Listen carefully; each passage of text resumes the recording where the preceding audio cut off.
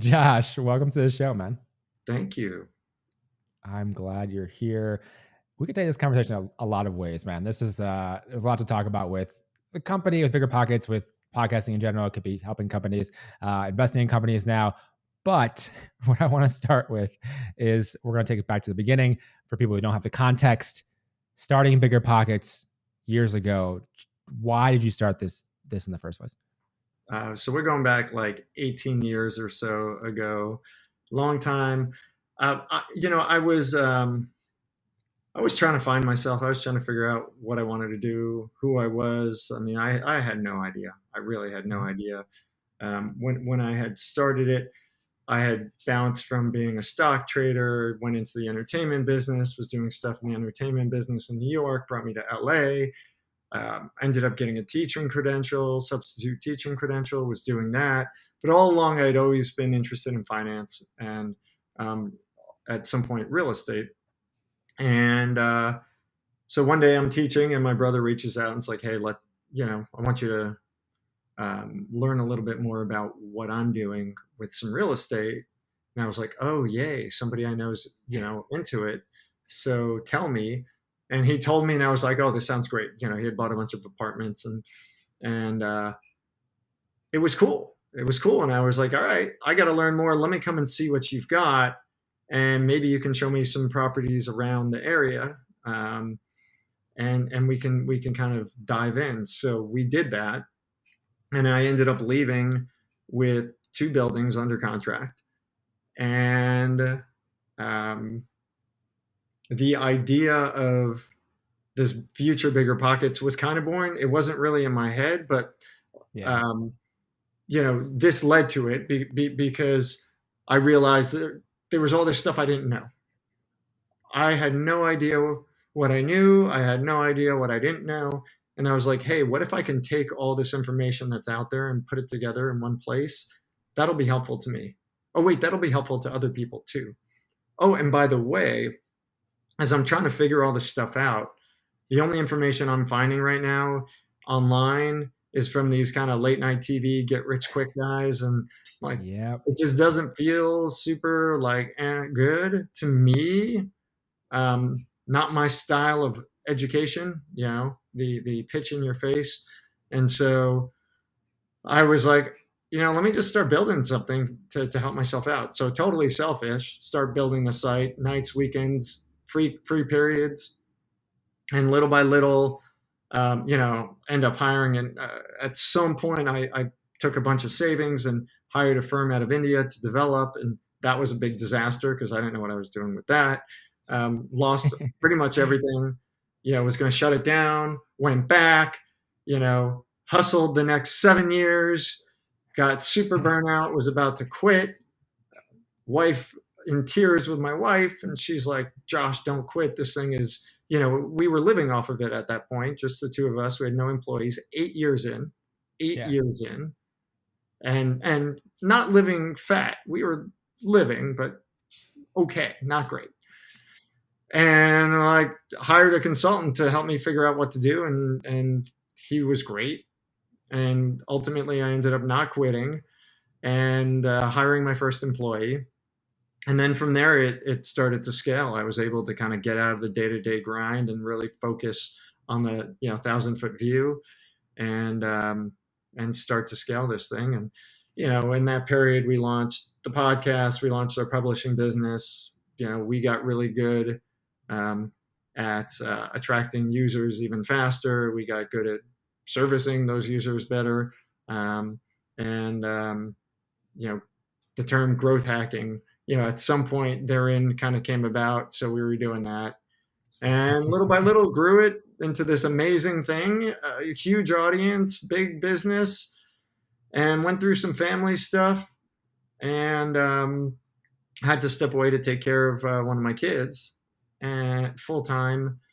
Um, and in doing that, I got to realize that I was burning at both ends. I was working 80, 100-hour weeks.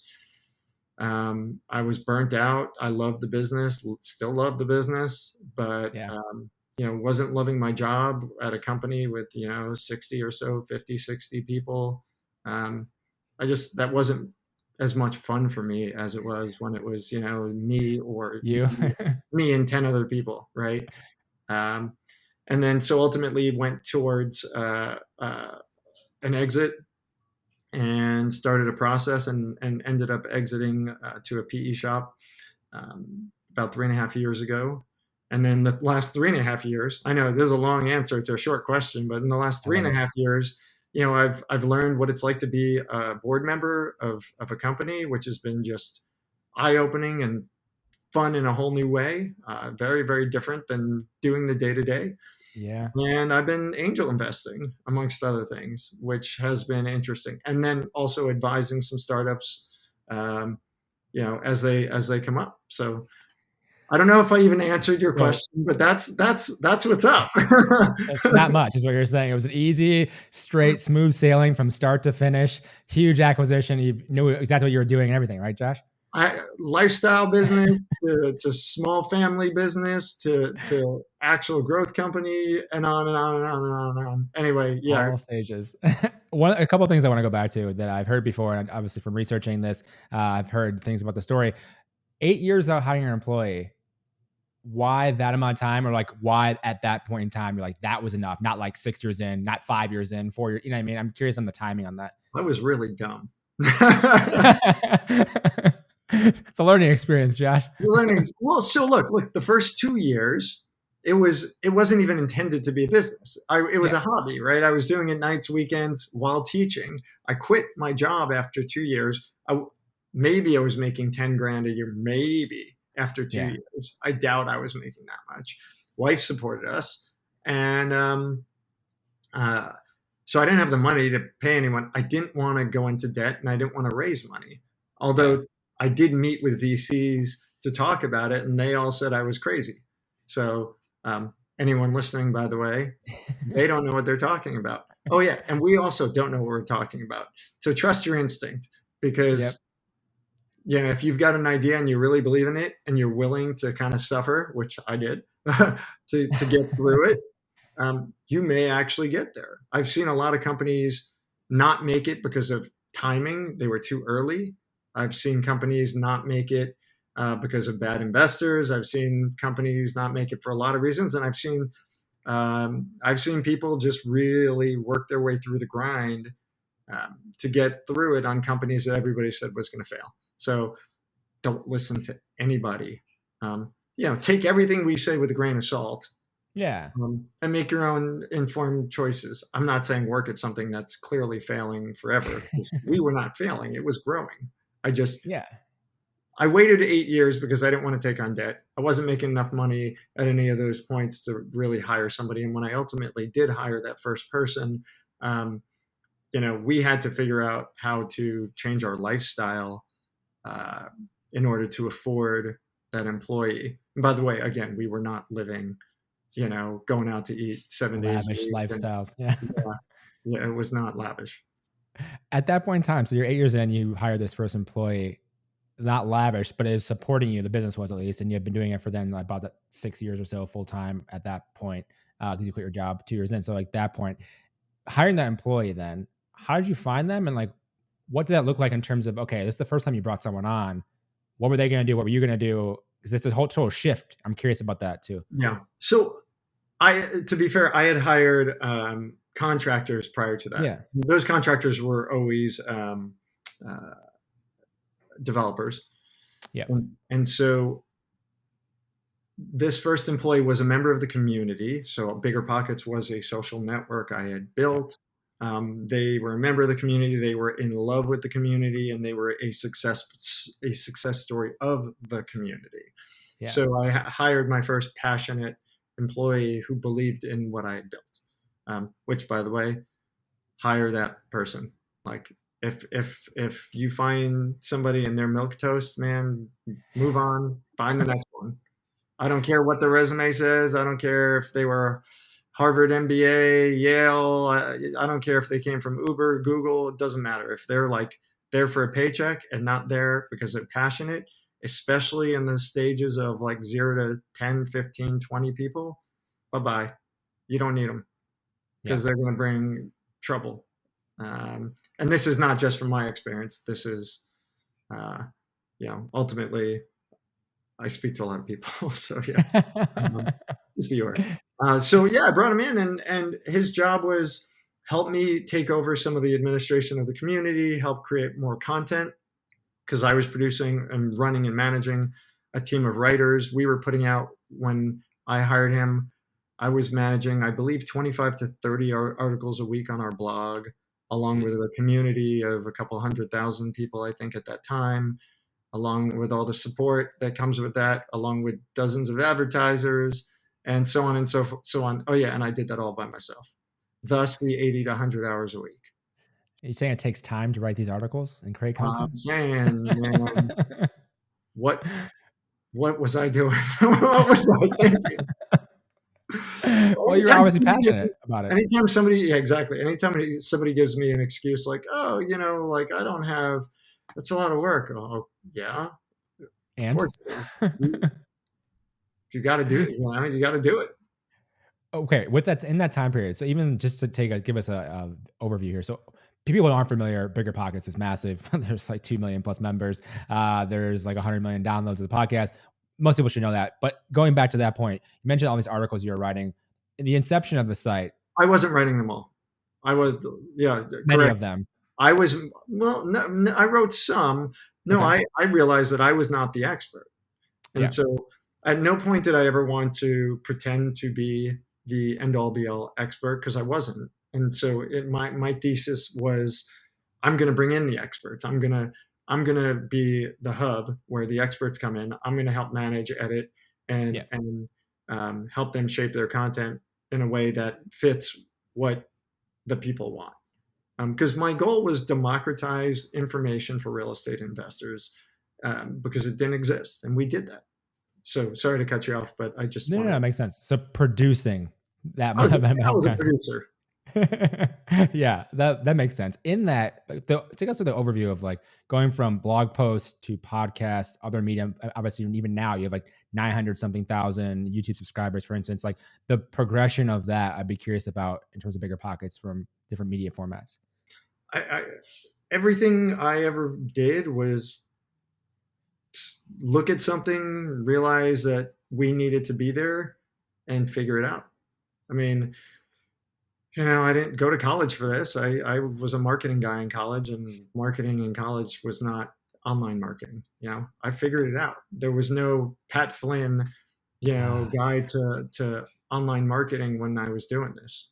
At some point, when Pat came up, like he was learning as we were learning with along with all the other old school dudes oh, back geez, yeah. in the day. Like we were figuring shoe money. I don't I'd have to think about all these guys' names, but like we were all figuring it out as we went along, and so um, the first marketing I had to do was the community. I had to get users to this community, and that was a pain in the what. That was hard. I think of all the things, that was the hardest thing because that's a chicken egg. How do you get a thriving community? Well, you need people. How do you get people without other people? So that was really, really difficult. Um, Ultimately, then came written content. I wrote the content at first. It was researched content, not firsthand experience content. And then from there, it was, hey, I can't do this. Yeah. The credibility won't be there unless I build this army of people. So let me do this. We have traffic now. Let's start to get content that we could then promote and help build their brand, and that'll excite them so they'll want to keep producing content for us.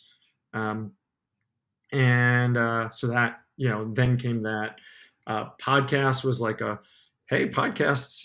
Will Wheaton back in the day I think was one of the first podcast guys, and I saw what he was doing. I was like, wow, Will, this is, I don't know him by the way, but like this is cool. Okay, like what about real estate? Oh wait, same as everything else, the content on real estate feels kind of stale. There Yeah. is some content out there. How do we create content that is not only informative but also entertaining?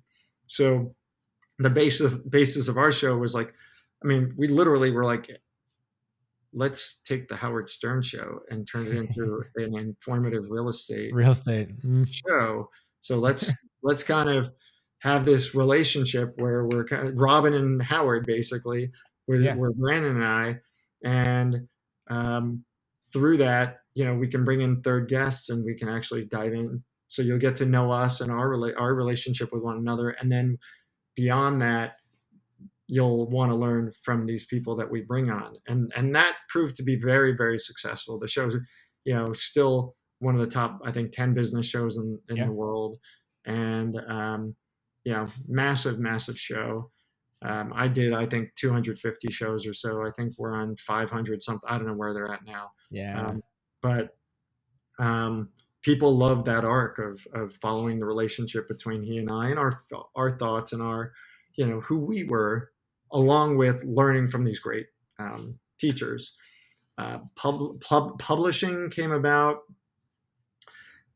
All of this came about from the idea um, of we're building a platform designed to inform and educate people, but if we believe that people are only going to learn in the way we tell them to learn, uh, it's not going to work. And Yeah. that's what everyone else does. So for us, it was like, hey, you may learn by reading. I may learn by listening. She may learn by watching videos. He may learn by interacting in a community. So what if we can be everywhere that the people are? We can produce the types of content that they want in the places that they are. And at the end of the day, everybody's competing with everyone else right now. I mean, Netflix is competing with Google, is competing with Disney, is competing with Justin, is competing. Like, we all want share of voice. Every one of Yeah. you who has a Twitter or Attention. Insta Yeah. or TikTok account is competing against everyone in content. That you're competing with the New York Times, you're competing with, whomever, Pandora, right? Because if I'm listening to Pandora, I'm not on BiggerPockets. If I'm on BiggerPockets, I'm not watching Netflix, right? So with that mindset, I think by building a brand and being in all places, you increase the likelihood that you're going to reach people. Yeah, and we've seen that progression over time in different media companies. I think if you look at someone like Morning Brew, The Hustle, they start with newsletters, they are branching out, branching out, branching out. Then they have multiple podcasts. You look at someone like HubSpot, for instance, and their content progression, and just like obviously they bought The Hustle, but they have expanded out, and you see this kind of playbook played out again and again, which is fascinating. Even to the point of podcasting, like My First Million is the same type of show where you have two guys going back and forth. They might bring a guest on eventually, but it's very entertaining more than anything, but it's also educational as you layer in things on top of that, which is fascinating. And one of the things we can't like gloss over is the community side of it, because I'm fascinated by that. Building a community in the early days, like you mentioned, like it's basically a cold start problem. How are you building this community in the early days, both from bringing users in and keeping them there and engage with each other? Like, how did that go? I want to see the progression over time. But I'm curious in the early days, especially. I mean, with that, so you know, my the one thing I pride myself on is trying to be a good voice in the community. I think you are who you associate with. You are, you know, I'll get to your question, but like for We'll example, get there. um, I would never work with advertisers that I didn't believe in. I felt like, again, that association. I turned down money. If I remember a situation where there was an advertiser and a guy was, guy was a dick. You can bleep me out if you need to bleep Yeah, it you out. can say it. It's fine. We're good. The You can guy's a say dick, whatever you want on the right? show. And I was like, I can't work with this dude. And he, at the time, it was a huge contract. It probably would have represented, you know, 40-50% of company revenue. This Jeez. contract, I mean, massive. And he was just not the kind of person I wanted to work with.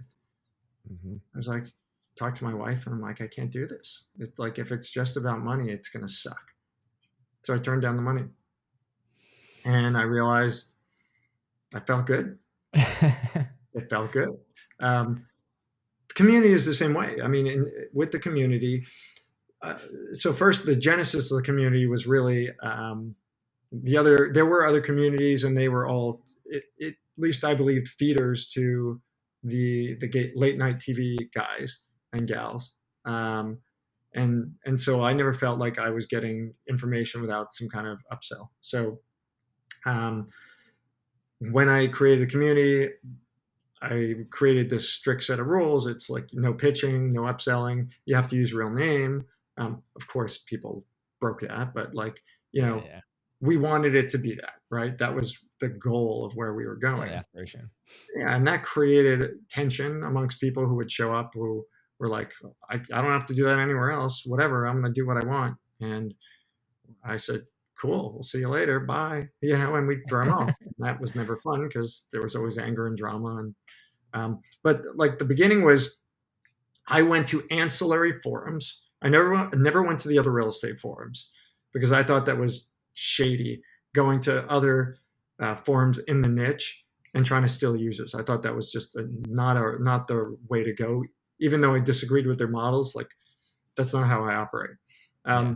So I would go to ancillary communities. Typically, there was webmaster communities, ironically, which is weird, and personal finance communities. And by communities, I'm talking forums. There was nothing Yeah, else yeah. besides that. We're talking MySpace days here, people. We'll explain this to Gen Z later. It's fine. Yeah, yeah, yeah. I would go to those communities. They always had off-topic areas, and in off-topic areas, people talk off-topic, and in those areas, there was always a question about real estate. And so I'd always go and I'd research the question, write a response, and then I created a signature that pointed to BiggerPockets, the real estate investing community, and people Nice. started to click through and come through. And so I fed some questions, and I'd get people to come. They'd eventually answer, and then these dialogues would begin. And so it took time. I mean, think why I worked 80, 100 hours a week. I mean, I was on countless other forums, participating, connecting, communicating, waiting for them to come back to our platform. As soon as they did, I would jump on it, Johnny on the spot, answer, respond, you know, and then create this dialogue, draw in other people. And it was probably, first I ended up getting moderators, but ultimately it took probably 5 years, maybe more. It was probably 5 years, 6 years before the community actually became self-policing. Um, so at some point, like 5 years? self-policing. Now, Yeah, before yeah. that, we I had get it. I get it. moderators and me that did all that. But like, people got to the point where like, wait, this dude's trying to post this crap in my community. Get out, right? Yeah. Which was amazing. Like that was the day I was like, wow, this is something. This is something. But yeah, so that was, I think, in short. I mean, we could talk about that alone for like 3 days, like Yeah. the I'm growth of the fascinated by community. it too. Yeah. With that too, so you mentioned the work ethic side of it. I'm always fascinated by people who decide to do that because you said like in different interviews and stuff, basically the site didn't make major money to like a decade in. Obviously, you said you're getting revenue, you're having growth, but a decade for people like your startup founders now, like a decade, 10 years in till you made significant money. What fueled you along the way, even early on? Even like you're getting this terrible feedback by VCs. You're like, basically like, fuck you guys, whatever. I'm gonna keep doing this. Like, what kept you doing it? I'm just curious on what drove you, man, to continue on. One of my I'm gonna go off on another tangent. It's fun. Let's go. Let's go. One of my good friends who lives in LA, um, uh, he was a stand up. He did stand up. He was an actor. Still is. He was immensely talented, creative. He went and wrote a movie, and for years and years and years, he worked on it and worked on the script and pitched it and promoted it and got nowhere. And then we're talking almost 20 years later, he decided he had the resources to do it on his own, and he went and produced this film and put it out. Went through the festival circuit, got lots of good play, and was fabulous. 20 years. By the way, he's not alone in that business. There are a Yeah. lot of people, and there's a lot of scripts that kind of go through similar things.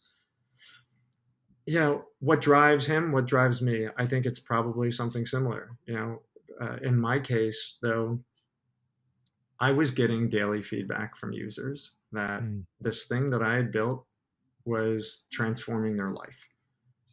I think we are in a distinctly unique situation that probably 1% of 1% of 1% of companies or businesses or entities um, can say that they actually transform people's lives for the better. I can't think of very many businesses, period, um, whose purpose is that. Yeah. And so when you get an email that says, Josh, I can't believe it, I've been working in fast food for 10 years. I've been saving every nickel and dime, and I just bought my first uh, you know two duplex to rent out the other half, and house hack. Like, thank you, you changed my life. I can't believe it. We're off to the races. Like, how can you not let that affect you? By the way, I didn't get one email. It's thousands and thousands and thousands of emails That's that are crazy. just like that.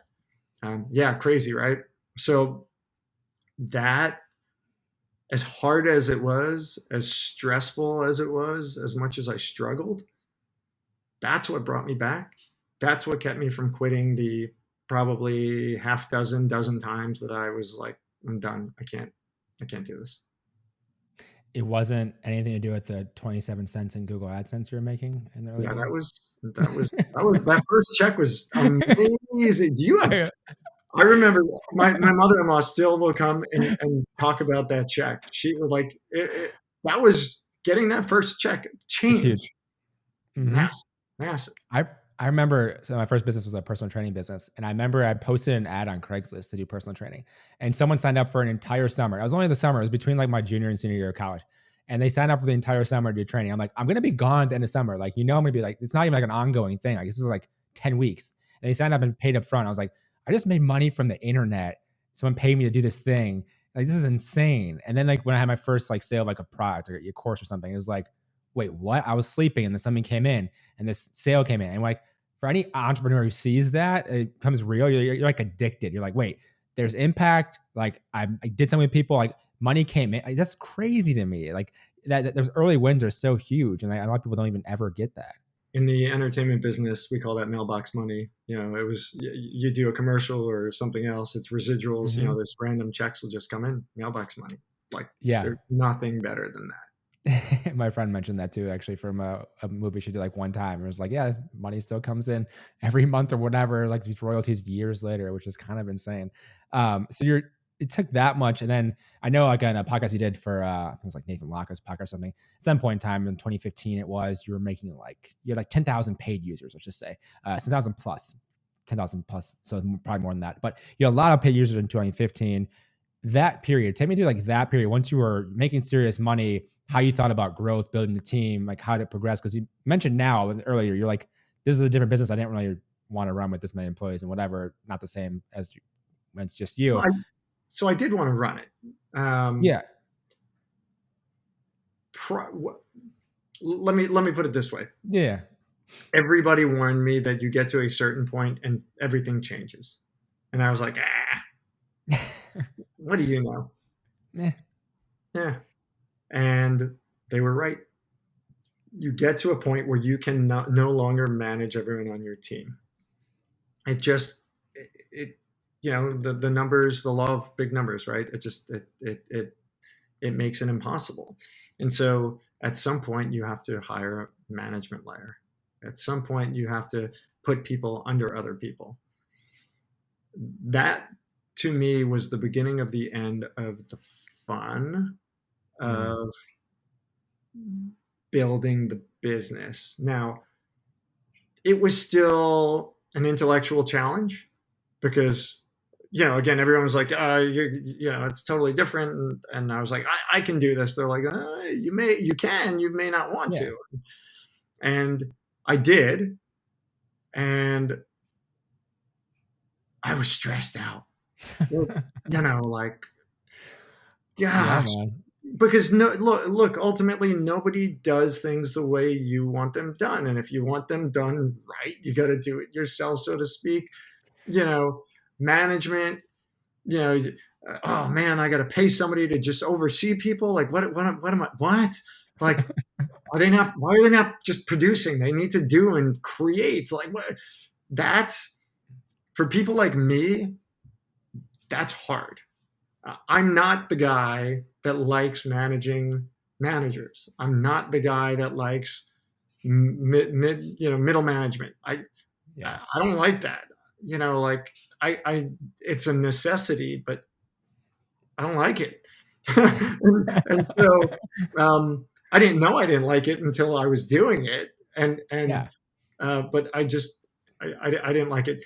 I think one of the big key moments was bringing in our first HR head of HR. Um, she and I did not see eye to eye on a lot of stuff. However, she was probably one of the most important hires we ever brought in. Um, Infinitely valuable, fantastic at what she did, and really helped to kind of establish the infrastructure. And by having her, I also didn't have to deal necessarily with, you know, a lot of the headache stuff that I no longer wanted to deal with, because that stuff tends to come up as you scale and grow. But yeah, I think that tipping point was somewhere in the, like, call it 10 to 14 people, where I was like, oh, there's too many people. This is just like, I'm not drafting, creating, working on product, which really was my favorite thing to do. Um, I'm now babysitting in some ways. I'm now overseeing. I'm now whatever it Mhm. was. And, some of that may be due to failings and inexperience on my end, admittedly, for sure. Um, but yeah, I just wanted to be deep in the product, like that, I liked overseeing the content. I liked overseeing the growth hack stuff. Like, that stuff was fun, but like, I Yeah. hated dealing with user complaints and customer support. I hated that. Um, I hated dealing with, just like little issues that people were dealing with within the company, which, like, it's important. You have to deal with it. But we all like different things.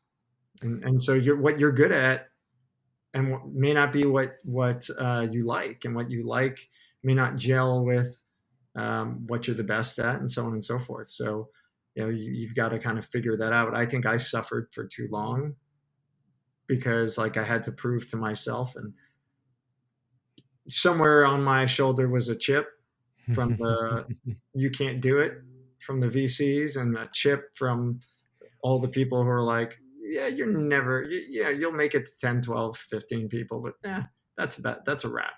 So, like, I almost wanted to grow just to spite people, which is, again, really stupid. But, like, I am glad we did. It was Yeah. good for the business, good for the community, good for our end users. But, like, me personally, again, I failed to realize the point at which I stopped having fun. And I think when you build a company, it gets to a point where it's doing well enough. If you're not having fun, why are you doing it? You know, Yeah. Like what you started this thing, like you put so much effort into it for years and years and years. Like, if it's not that point, and it does bring up the kind of famous Paul Graham essay, "Makers versus Managers Schedule." It's much different. Makers versus managers. It does change how you operate. Is it a day full of meetings? Is it a day full of deep work, different things you're working on, creative endeavors? It's much different, and people don't always realize that. And also the type of business you create. Like, everyone sees this like sexy venture back startup, but like, is that what you actually want to? Do you know what happens when those companies get big? You have a lot of employees, and how much do you own? Yeah, like there's so much to it that people kind of miss. I don't like meetings. Like, I don't like meetings. I I like think a lot of people don't being like in my me. office with my head down working. Like, Yeah, I know we don't have a ton of time, and I want to get to some other topics too. But I'm just curious with Bigger Pockets and how massive it got, and it took a long time to get there. Obviously, a lot of hard work, but like if you could codify like how like why has it been successful? Like, hard work went into that, sure, but was it a lot like some timing combined with you did enough like things that don't scale early on? Like, just take me through how you at least think about it, if you had to answer around like what made it successful. I saw dozens and dozens of upstart competitors come up through the years, and they all failed. Many of them were funded, so they saw us. They thought, hey, we can just throw money behind this, and a community is not built with capital behind it. Community is built with love. I mean, Yeah. you cannot compete with a community um, if it's built on love, on passion, on support, and so um, that was one thing too. Was I didn't have, call it a financial gun at my head, like I didn't have to make money. You know, I had no expectation of a return, so I Yeah. had time, I had patience. Time was on my side, so I could outlast everybody else who had a clock. Right? Uh-huh. Those were huge. I think core values, which is something that I thought was baloney in the early days. I'm like, well, who the hell needs core value? Like, what is that nonsense? I mean, I didn't realize that I had established them, but they just weren't written. Right? Yeah. It was, here's how we're going to live within the community. Here's the kind of company I want to have. Here's the, hey, the no asshole rule, right? Yeah. Hey, here's the, like, you know, family above all. You know, if you see my pinned tweet on my Twitter account, you know, that those are our core values at JR Dorkin, um, that I'm so proud of. It was, you know, family above all else. You know, it was respecting even the janitor, so to speak, the guy lowest on the totem pole at the company is the guy or the gal that um, may give the single most important idea for the company. Yeah. So silos are troublesome, and you know everybody's opinion matters. Obviously, at the end of the day, you know you get to decide, but you know ignoring people because of where they are in status or stature um, is horrible. So I think it was that. I think it was just outlook on who we were going to be, and people just fell in love with that, and they loved the belief and the passion that we created by saying we're going to help you. You know, we're here to make it so that you, whoever you are, whatever your financial state, whatever your status, your color, your preference, you know, whatever it is, we don't Yeah. care. Like we all deserve to be successful. We all deserve financial knowledge because look, I mean, at the end of the day, I grew up in a world where my parents were worked one company or two companies for their whole lives with an expectation of a paycheck at the end from the government and Social Security. I'm unlikely to collect a dollar of Social Security myself, right? Yeah. Not because I haven't paid a boatload of money into Social Security, but just because it may not be there and my kids may not have it. And so Yeah. I think we all need to find other streams, and I think we all need to be more knowledgeable in finance and wealth, and I'm pretty passionate about that. And I think it's just so important, particularly in underserved communities, that you know we hear that this is achievable and it's possible because it is. It doesn't matter who you are. I mean, man, the success stories on our podcast week after week prove that none of that matters. All that matters is the grit, the determination, and you know the time and the wisdom. Yeah. It's something that we're even from doing this podcast for Just Go Grind podcast for the last 4 years and seeing these stories of why I still do it and why I still enjoy it. It's like every story is inspiration in some way for other people who also look like them. If I have like a black founder on, a Latino founder on, like it always showcases like it's possible. And we need to hear these stories. I think it's helpful and beneficial for people to see those and hear them to then know it's possible. And also like, oh wait, like they just were a person who decided to take action and did it. Like it wasn't some crazy thing, just did it. Like I love hearing that. And you know what Yeah. stops the rest of them? It's What? most of the time. I mean, I've interviewed thousands and thousands of people. Over and again, it's almost exclusively fear. Hmm. It's almost exclusively fear. Um, what might happen? What could happen? What if I fail? What are people going to think of me? Yeah. Whatever it is.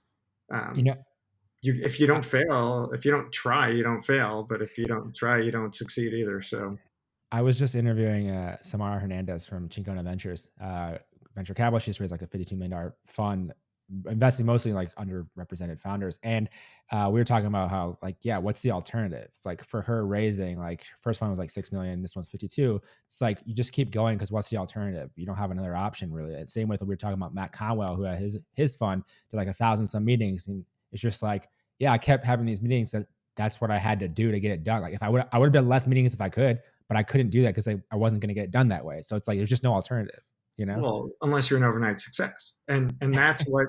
But that's what the media pushes. Yeah, That's what social media pushes. That's what the for press sure. pushes. And that's what's sexy and exciting, right? Oh my God, this guy just started a company and he's a billionaire. Oh my God, this person created an Instagram, TikTok account, and man, they're Yeah, famous. Like, yeah, that happens. The rest of yeah, us, it takes work. yeah. We have And billions for of people you here. listening, it's going to take work. Yes, it'll definitely take work. I want to get to a question someone had from Twitter. I know we haven't talked about much about investing, but when I do a little bit of your startup investing and also this question, they're wondering about your views on real estate investments at a time like this, given this is recording at end of June 2022. Markets are not great. What are your views on real estate investing currently? So the beauty of BiggerPockets is whether the market's good or bad, people want to know exactly what you asked. And so the beauty is we have that platform that allows people um, to ask and answer those questions. What Absolutely. BiggerPockets does, right? Um, my view, you know, we all have views, and most of them are wrong. I I think look, I think the market's fairly toppy. I think interest rates have jumped dramatically. They're considerably less than I spent on my first condo. So rates are still relatively low. Although if you're 20 to 30, you don't know what I'm talking about. This is scary, right? Well, it's not scary. I'm reminded by some old timers who talk about in the 80s when rates were 20%. Imagine interest rates 20%. Yeah. And by Yeah. the way, deals still got done. Business still happened. Yep. So the answer to your question is timing the market, like timing the stock market. Yeah, you got to take that out of your head. It's all about finding deals, right? If you're going to buy a stock and you're going to hold it for 20 years, buy a stock that's going to crush it for the next 20 years. Is Apple going to be around in 20 years? Is Disney going to be around doing well in 20 years? Sure, they are. Are they going to be growing and doing smart things? I'm pretty sure. Okay, well, those are good companies to put your money in Google and so Yeah. on, right? Um, are with real estate, are people going to need housing? Absolutely. Is there a housing shortage? Absolutely. We are not building enough housing for the population. So there's that on the supply demand scale, that demand is there and it's going to be there. Will we see what happened in '08? I don't think so, because '08, I believe, happened because the banks just took on way too much risk and were lending to people who really had no business borrowing. Um, you just show up and they'd give you money. Um, but I think we'll definitely see a flattening. We're going to see softening in a bunch of markets. Could we see 10, 15, 20% drops? We could on a market by market basis. Do I expect it to hold? I mean, again, what is your timeline? Any investment is a, is not just about the investment. It's about the timeline. If you're Yep. investing for 2 years or 3 years from now, you should not be investing in real estate unless you're like a house flipper. And that's not an investor. That's a flipper. That's somebody Yeah. who's proactively taking an action to generate cash versus somebody who's actually a long-term investor. So my question is, my answer is, I think will be flat to slightly negative over the short term. Over the long term, real estate should continue to rise, and I think everybody should figure out how they can do it. And to those people who are saying, "Well, I need money to make real estate," the answer is you don't. Um, you, you hit up Justin here and you say, "Justin, let me borrow some money." And no, don't do that. Don't do that.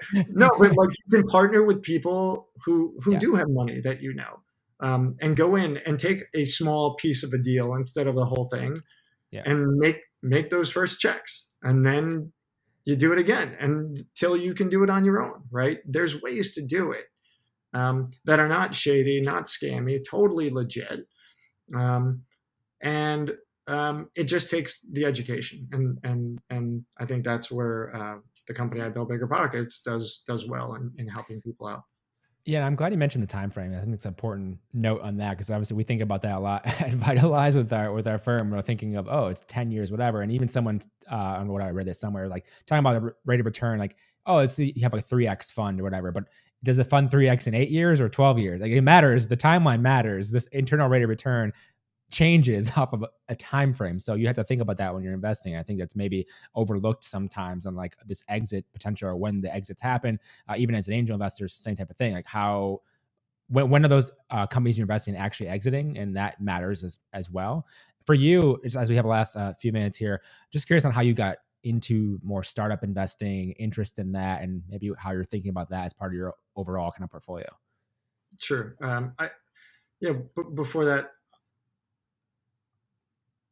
I just want to put this out there. Go I for it. think it's, again, we're all in this world of instant gratification, and extreme successes are the things that are amplified and things like that. But if you're listening and you're thinking, hey, I'm working a 9 to 5 and I make 50K a year, 100K, 150K, whatever it is you make, 25K, yeah,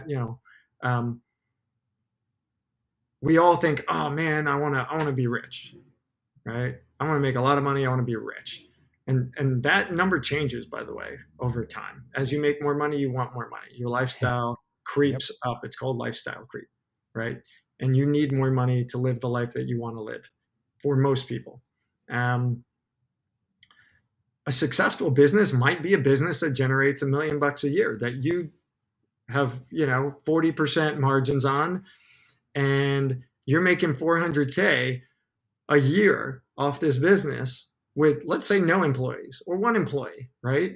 That's a really, that's a good business. Yes. Imagine you have that business and you have very little stress. You work when you want to work, or you work 40 hours a week. That's a hugely successful business. But many of us see that and we're like, well, $1 million? I want a business that does $5 million. I want a business that's $10 million. I gotta raise money that at a $50 million valuation, or it's a complete failure. I gotta raise money at $100 million, or it's a failure. But you know what? If you've gone and raised money and own like 3% or 5% or 10% of your own company, and it's $100 million company, you've got a $10 million company. You can create your own $10 million company, build your own, and you're just as successful as the guy with the $100 million company. Just so you know, um, Yep. the math works out. So you know, so many entrepreneurs are like, I'm going to build this $1 billion idea, and when they're making $1 million, they're like, I'm a failure. And you're like, you have what so many people want. Stop and get a little perspective. I think it's so easy to get caught up in all that, because society again tells us that this is what success looks like. Well, that's all bullshit. Like that's not what success looks like. You Yeah. know, well, we all have different beliefs on what it is. My belief of success is you're making enough money that you don't have to necessarily worry. It takes care of your bills, and you're putting money away for the future that you can then invest, and your money makes money for you. And if your goal might be retire at 55 or 45 or 30, or 65,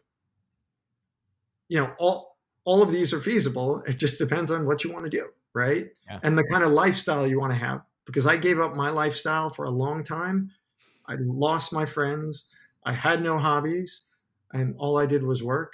But I got the financial success, right? So, but there's a trade-off. I would I would definitely take back the fun and experiences that I didn't have, the time that I didn't get to spend with my kids that I wanted to spend. I Yeah. would take that back. To your question, I got into the angel investing because, um, post exit, um, I realized how much fun it was when I had, a year or so post exit, I was like, when did I have the most fun? Oh, it was in the early years. That was fun. Those Mhm. were like exciting times, being able to have like a crazy idea and throw stuff against the wall and try it and see what happens and fail.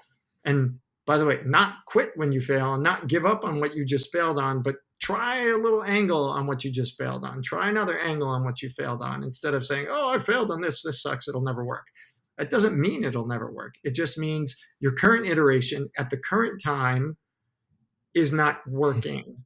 But maybe if you try a different approach to that ad that you're running, or maybe if the landing page looks different, or maybe if that product you're building has a different packaging, or maybe your word of mouth is not correct, or whatever it is, you may have something that's amazing, but it may not be working exactly the way you want it. Mm, Doesn't mean you should give up on it. Anyway, those early days are super exciting and they're super fun. And I started just talking to other entrepreneurs, and like I'd have these conversations where they'd ask me questions and I'd offer my advice, which yeah. was always ended with don't listen to anything I have to say. Um, and sorry, my No phone worries. is, No worries. um, but it would always end with that. But make your own decisions, of course. And it was fun. It was exciting. And then suddenly I'm like, what if I just start putting some money in? Um, so I've done a bunch of direct deals where I invest direct through founders, and then angel list I've done quite a bit more. Um, so angel list is a little dangerous It's too because easy. It's too easy. yeah, it's You like just click, start click, pouring click, money. done, click. Exactly. It's You too know, easy. oh man, I just invested $1,000 in that. Oh wait, did I want to What do that? happened? Shoot. What? Well, so, but yeah, It's funny to hear that. Like, yeah, at that point, it is interesting to see the companies. But I think the main point you mentioned there with being able to work with these early stage startups is like it's just fascinating to hear what they're working on, what they're doing, how they're thinking about it. Oh, how do you think about growth? Oh, okay. Oh, how do you think about this part? Oh, you're gonna go to market with this? Like, it's just fascinating. I love it. So I get the appeal of well, it. the other thing is like, I don't know, I want to know where we're going, and by we, I mean Yeah, the like future. this is like human society, and there's no better place than to see what's next on what your next toaster is going to look like, or the cars of the future, or just like how we're going to transport, what healthcare is going to look like, biotech or environment. I mean, then looking at startups, Yeah. it's a peek into the future. Yeah, I used, I mean, both like the podcast with interviewing founders to hear that, and obviously calls I have with founders anyways, and then Twitter too, and having like asking questions to get that feedback of like what are people working on. I'm like, oh, this is crazy. Some of the stuff you hear is like ridiculous, and like even like the craziest probably I ever heard of is like mind controlled bionic arms that like DARPA had some technology and someone's working on it and the back like that. That's just wild. I'm just like, wait, what? And you see the yeah, you're like, "What? People are doing this?" And, like, that is just fascinating, but, I know we're out of time, We're 3D printing houses, and yeah, the and companies that are rockets. doing 3D printing houses are have the technology to 3D print on Mars and on the moon. I mean, like, Yeah. this is 2022. It's as Mindy would say, bonker balls. It's insane, and it's like people I'm glad people are working on these things, let's put it that way, uh, because it's gonna be fun for everyone, and I know we're out of time, but where's the best place for people to, reach out to you, connect with you if they'd like to? Definitely, Twitter is where I spend my time. So it's at JR Dorkin. That's at JRDORKIN. And yeah, man, this was fun. And yeah, I mean, I love following this guy here, man. This man is igniting an army of excited founders. It's super cool. Yeah, it's been fun to progress on that. And to your point of building community, is how I think about the same with Twitter. It's sort of like how do you help people? How do you connect people? What they need? And like once you, especially once you build an audience, it's just like why not use that to elevate others in whatever way possible? And I just love doing it. So It's yeah. great, man. We need more people like you. Well, Josh, thanks so much for the time today. Really appreciate it. It's a pleasure, man.